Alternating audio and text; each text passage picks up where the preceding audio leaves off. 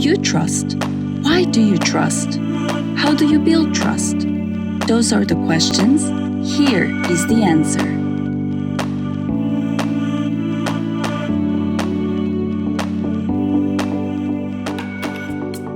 It's a typical day in Helsinki and Sami is off to the airport. But he's not taking a flight. He goes to the airport for a special reason. So this is the place where I volunteer, Helsinki Airport. And here we go through the security control. This is the check-in area. Currently it's not too many people, not too crowded. Sami's role as a volunteer is to assist refugees who arrive in Finland as part of the country's resettlement process. The average day includes a lot of walking, as you might expect. Luckily Helsinki Airport is not the biggest one, but still it could be like 6 kilometers per day going to the gate to the arrivals. Sami is taking us along today to help us understand why trust is so important when assisting people arriving for the first time in Finland. And he shares his thoughts about how to start building that trust from the moment people touch down. So starting your new life needs a lot of trust, and we try to offer smoothest arrival. We are usually the first people they meet when they come to our country.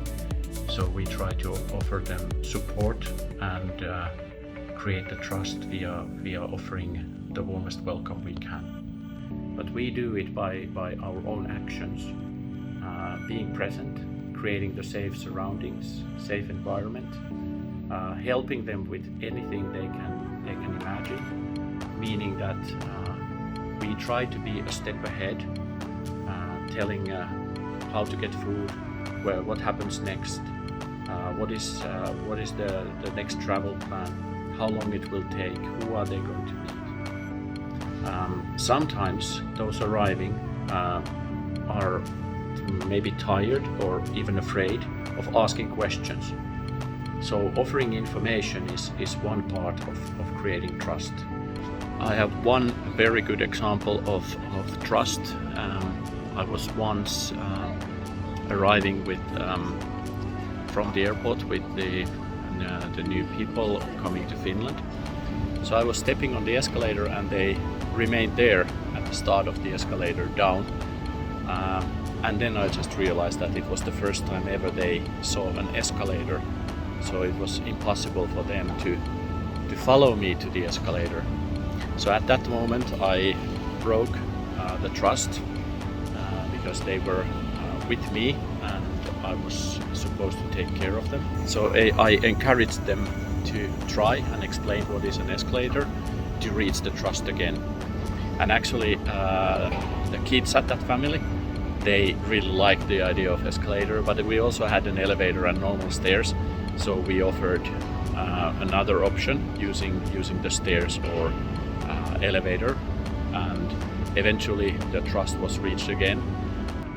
Even though I'm just me on these videos, we usually don't volunteer or do the volunteer work alone. We do it in pairs and groups.